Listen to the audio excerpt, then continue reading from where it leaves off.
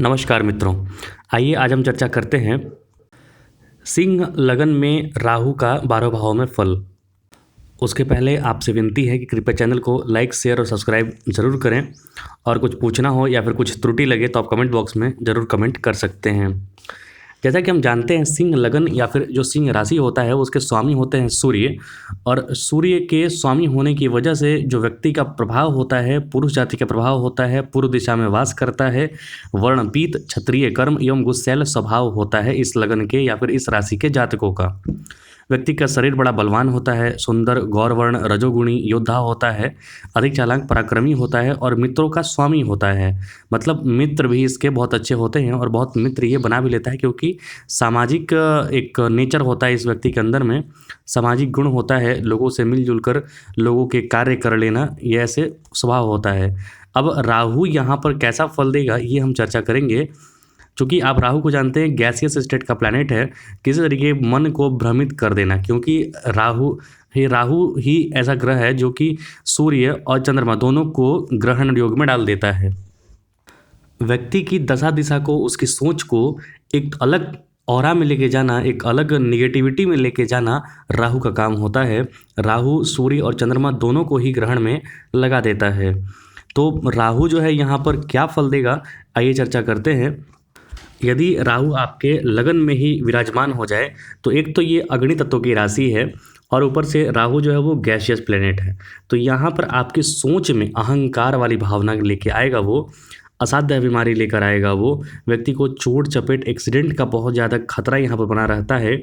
व्यक्ति की सोच जो है अगर वो अध्यात्म से नहीं जुड़ा है, वो अपने आप को एक जगह ठहराव लेके नहीं आ रहा है, कहीं वो उल्टा व्यसन या फिर उल्टा जो एक संगत होता है, अगर उल्टा वो संगत पकड़ लिया तो बहुत समस्या यहाँ पर होने वाली है। व्यक्ति अंदर तक टूट जाता है, ऐसी घटनाएं उसके साथ होती हैं। हालांकि एक चीज़ यह भी है कि चूँकि जो 5 नंबर होता है वो हिम्मत की राशि है, संयम की राशि है, तो व्यक्ति बड़े संयम और हिम्मत से दुख सहते हुए भी इनसे छुटकारा पाने में सफल होता है। यहाँ पर व्यक्ति को काफ़ी हिम्मती बना देता है राहु। व्यक्ति यहाँ पर काफ़ी ज़्यादा सामाजिक हो जाता है। आपको बस एक चीज़ यही करना है कि आपको जीवन में ठहराव लाना है, यहाँ पर रुकना है, आपको रुकना है, सोचना है, अध्यात्म की चिंतन बनाने की ओर जाना है। अगर आपने मेडिटेशन को अपना लिया तो यहाँ पर राहु बहुत ज़बरदस्त प्रभाव देगा। राजनीति में आप बहुत ऊंचे पद और मुकाम पर पहुँचेंगे, चाहे जिस फील्ड में हो आप ऊंचे पद और मुकाम पर पहुँचेंगे, लेकिन आपको अपने जीवन में ठहराव लाना होगा, एक स्थिरता लानी होगी। अगर आपने ये कर लिया तो आपका जीवन जो होगा बहुत ही सुखमय और बहुत ही ज़्यादा प्रसिद्ध होकर आप अपना जीवन व्यतीत करेंगे। अन्यथा जस्ट इसके उलट फल यहाँ पर देगा राहु। अब यदि राहु आपके दूसरे भाव में जाकर बैठ जाता है तो ये तो राहु अपना घर इसे मानता है, तो यहाँ पर शत्रुओं के लिए, शत्रुओं पर तो आप भारी पड़ेंगे, लेकिन शत्रु प्रारंभिक दौर में आप पर भारी पड़ेंगे। बाद में आप संघर्ष करके अपना जो भी अचल संपत्ति वगैरह है वो आप प्राप्त करेंगे। व्यक्ति की सारी गतिविधियां यहाँ पर जाम कर देता है राहु, ऐसे घोर दुखों में फंसाता है कि संभल नहीं पाता है व्यक्ति, जमा हुआ धन भी अकस्मात गायब हो जाता है। तो यहाँ पर कुछ भी आप धन से संबंधित, धन प्रॉपर्टी बेचने खरीदने से संबंधित कुछ भी कार्य कर रहे हैं तो सोच समझ कर कार्य करें, अन्यथा आप कहीं इन्वेस्ट कर रहे हैं गलत जगह पर तो आपका इन्वेस्टमेंट आपको डुबा सकता है। इस तरह की ग्रह स्थिति में व्यक्ति चोरी डकैती के लिए मजबूर हो जाता है। ऐसे दुष्कृत्य के फलस्वरूप उसे कठोर दंड भी भुगतना पड़ता है। तो यहाँ पर राहु बहुत गलत निर्णय लेवा सकता है, क्योंकि ये जो लगन है, ये भी जो सिंह लगन है उसमें राहु दूसरे भाव में जाकर बैठा तो व्यक्ति, एक तो अग्नि तत्व का राशि है, अगर ज़्यादा गुस्सा आया, ज़्यादा परेशानी हुआ तो गलत मार्ग चुनने से भी ये लोग हिचकते नहीं हैं, क्योंकि इनमें सामर्थ्य होता है। और सामर्थ्यवान को अगर ज़्यादा कष्ट हो, ज़्यादा कोई सताए तो सामर्थ्यवान हथियार उठाने से भी पीछे हटता नहीं है। तो यहाँ पर आपको प्रारंभिक दौर से ही सोच समझकर कार्य करना होगा। परिवार में वैमनस्यता बनी रह सकती है, अपने संपत्ति को बचाने का पूरा प्रयास करें आप। अब यदि राहु आपके तीसरे भाव में जाकर बैठ गया तो ये बैलेंसिंग राशि में, शुक्र की राशि में जाकर बैठा है। यहाँ पर राहु के बहुत अच्छे फल नहीं मिलते हैं। हालांकि तीसरे भाव में राहु बैठा है तो आपको धन और पराक्रम के क्षेत्र में अकस्मात अचानक से जो सडन गेन्स होता है वो लाभ आपको दिलाएगा। भाई बहनों का दुख उठाना पड़ेगा आपको यहाँ पर, क्योंकि राहु का यहाँ अपना एक नक्षत्र भी होता है। तो राहु बहुत अच्छा फल इस घर में खासकर जो 7 नंबर होता है वहाँ पर नहीं दे पाता है, क्योंकि राहु बैलेंसिंग अप्रोच वाला ग्रह नहीं है। राहु एक तरफा किसी भी चीज़ को खींच कर लेके जाने वाला ग्रह है। तो आप बैलेंसिंग अप्रोच अपनाने का पूरा प्रयास कीजिए, अपने आप को मेडिटेशन में अपने मन को नियंत्रित रखने का प्रयास कीजिए, अन्यथा कई तरह के कष्ट परेशान कर सकते हैं आपको। ऐसा व्यक्ति बहुत साहसी और धैर्यवान भी बनता है, क्योंकि राहु अपने में योद्धा है। वह अपने भाग्य का निर्माण स्वयं करता है। समाज के लोग उसकी प्रशंसा करते हुए नहीं थकते हैं।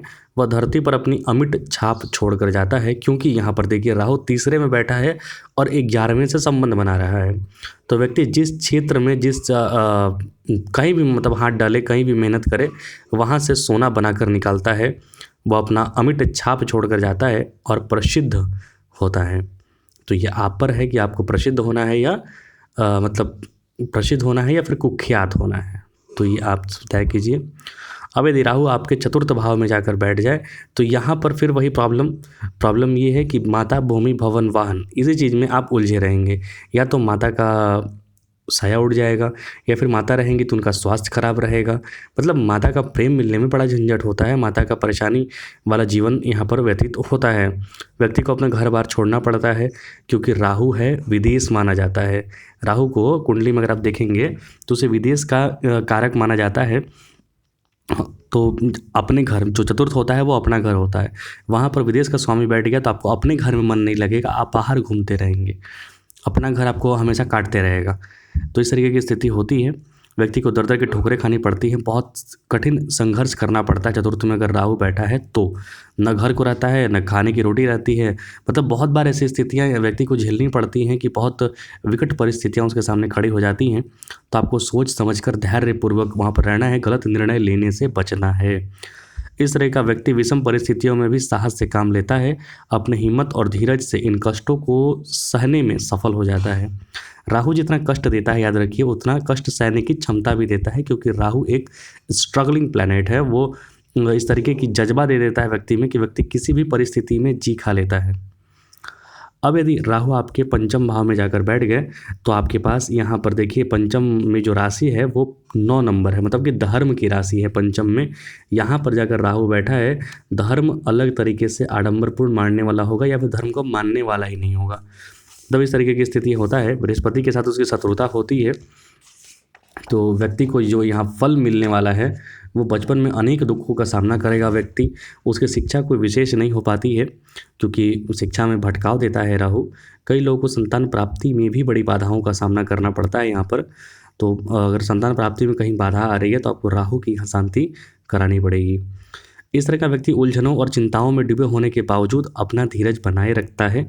उसमें मधुर वाणी एवं विनम्रता न के बराबर होती है। वह अपने स्वार्थ सिद्धि के लिए कुछ भी कर सकता है, क्योंकि पंचम भाव जो होता है वो डिज़ायर्स का होता है, अपनी इच्छाओं का होता है। और यहाँ से राहु 11वें को देख रहा है, तो अपने डिज़ायर्स को, अपनी इच्छाओं को फुलफ़िल करने के लिए व्यक्ति किसी भी हद तक जा सकता है। साथ ही साथ राहु पंचम में बैठा है तो आपके लगन पर भी उसकी दृष्टि पड़ रही है, तो आपकी सोच को भी वो उसी डायरेक्शन में ओरिएंट कर देता है। अब यदि राहु आपके छठे भाव में जाकर बैठ जाए तो व्यक्ति का आचरण यहाँ पर ठीक होता है, क्योंकि शनि का कंट्रोल है यहाँ पर, और साथ ही साथ शनि का राशि है ये।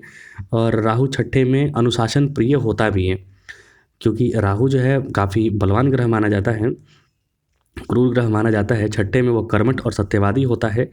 तकनीकी दृष्टि से देखें तो तीव्र दिमाग के कारण कम समय में भी व्यक्ति बहुत बड़ी सफलता अर्जित कर लेता है यहाँ पर। मतलब कम उम्र में भी या फिर कम समय में भी कई बड़े बड़े कार्य ऐसा व्यक्ति कर लेता है जो सामान्य लोगों के लिए पॉसिबल नहीं होता है। तो यहाँ पर राहु के अच्छे फल हैं। व्यक्ति प्रैक्टिकलिटी के अप्रोच के साथ सोचेगा और कोई भी चीज़ करेगा। लेकिन आप यहाँ पर शत्रुओं से या फिर कर्ज वगैरह से बचने का प्रयास करें। वैसे भी आप शत्रुओं पर भारी पड़ेंगे।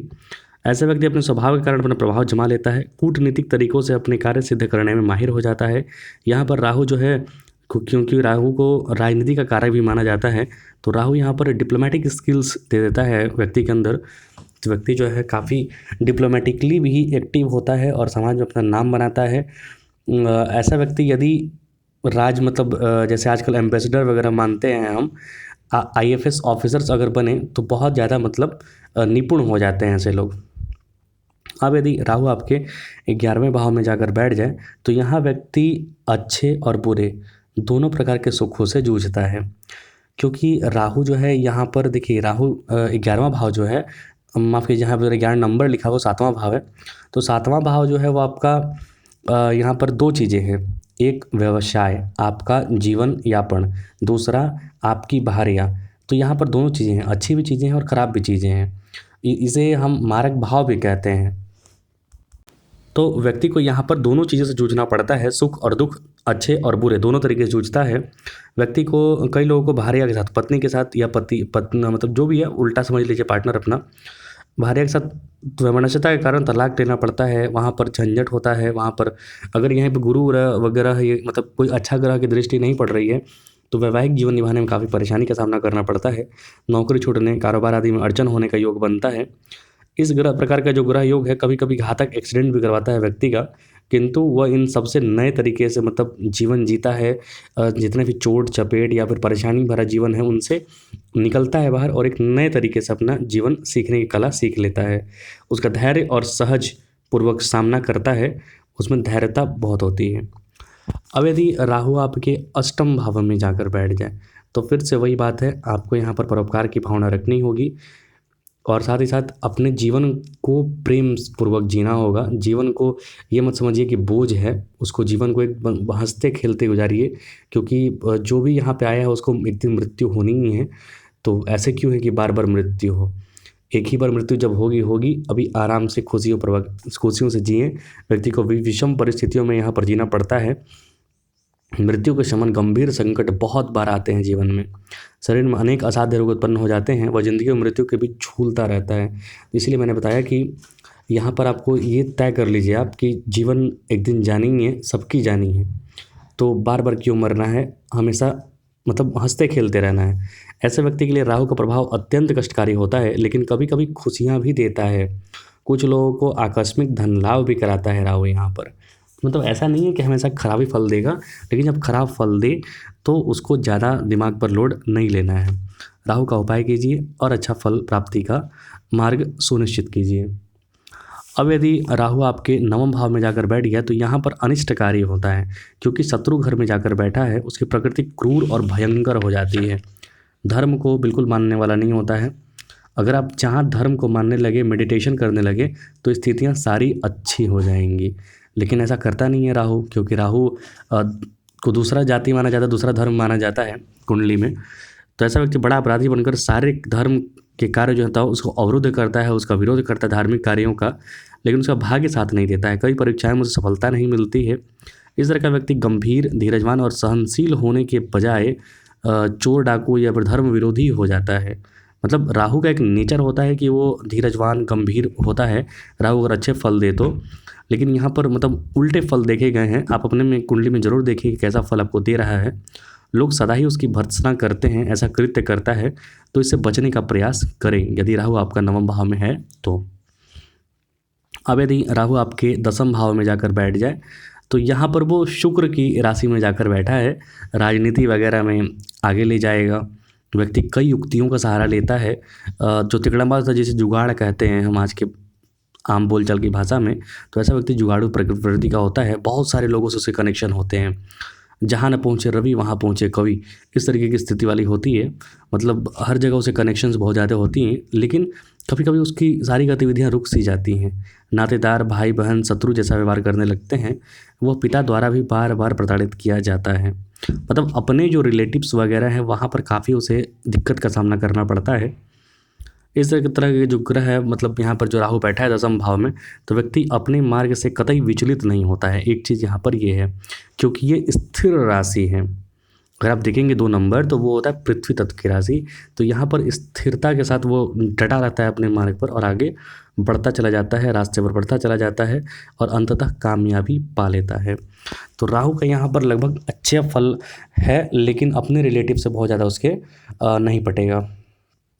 अब यदि राहु आपके 11वें भाव में चला गया है तो यहाँ भी वो अपना घर मानता है, बुध वाला घर को।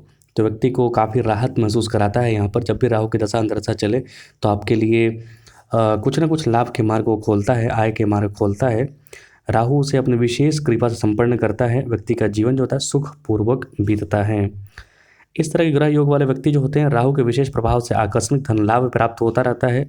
नौकरी वालों की तरक्की होती है, फिर भी वो डगमगाता नहीं है कहीं पर भी, धन का सदुपयोग ही करता है, अपने आप को सच्चरित्र रखने का पूर्ण प्रयास करता है। ये बस यही बात है कि आपके पास धन कितना भी है, आप किस तरीके का धन का उपयोग कर रहे हैं, ये ज़्यादा मैटर करता है। तो यहाँ पर राहु अच्छा चरित्र देता है। राहु का यहाँ पर अच्छा फल होता है। अगर आप इवेंट मैनेजमेंट या फिर बड़े बड़े प्रोग्राम वगैरह हैंडल करने का कोशिश कर रहे हैं, तो यहाँ पर राहु आपको सफल बनाएगा, एक बड़ा राजनीतिज्ञ बनाएगा। राजनीतिक मैनेजर जो होता है, इवेंट मैनेजर, जैसे आजकल राजनीति में मैनेज करने वाले प्रशांत किशोर जैसे लोग हैं, तो राहु यहाँ पर 11वें में है, तो वो उस तरीके का फल देता है, लोगों को सफल कराता है। अब यदि राहु आपके 12वें भाव में चला गया, तो यहाँ पर स्थिति अच्छी नहीं होगी। यहाँ पर राहु एक ग्रहण योग की तरह बना देगा, कारागार योग की तरह बना देगा। भले ही आपको हो सकता है आपके जीवन में जेल ना जाना पड़े, कारागार मतलब जेल ही होता है, ऐसा ना हो, लेकिन व्यक्ति मन के कारागार में बंधा रह सकता है। आप मानसिक रूप से बड़े परेशान रह सकते हैं, चिंतित रह सकते हैं, इस तरीके की स्थिति होता है। परम शत्रु चंद्रमा के घर में बैठा है, व्यक्ति की स्थिति हमेशा दयनीय होती है, उसका स्वास्थ्य, उसका स्थान जो होता है बिल्कुल निम्न स्तर का होता है। ऐसे व्यक्ति को प्रायः देखा जाता है कि कन्या संतति ज़्यादा होती है, जीवन में धन की सदा कमी बनी रहती है। जिन पर भरोसा करता है वो लोग इसे धोखा देते हैं। तो भावनाओं में बहकर किसी पर भी भरोसा ना करें। भरोसा करने के लिए आप कारण ढूंढिए, क्यों भरोसा कर रहे हैं आखिरकार। जब तक कि आपको मतलब कारण नहीं मिल जाते हैं कि वो मुझे धोखा नहीं देगा, तब तक किसी पर भरोसा ना करें। राहु का यहाँ पर अच्छा फल नहीं है, जितना कमाएंगे नहीं, उससे ज़्यादा आप कमा देंगे। तो ये राहु के सिंह लगन या फिर सिंह राशि के 12वें भाव में मैंने एक संक्षिप्त फल बताया। आपको यदि कुछ गलत लगा हो, कुछ त्रुटि लगा हो, तो आप कमेंट बॉक्स में ज़रूर लिख सकते हैं। और कृपया चैनल को लाइक, शेयर और सब्सक्राइब ज़रूर करें। देखने के लिए आपका बहुत बहुत धन्यवाद। कृपया शेयर ज़रूर कर दें। धन्यवाद।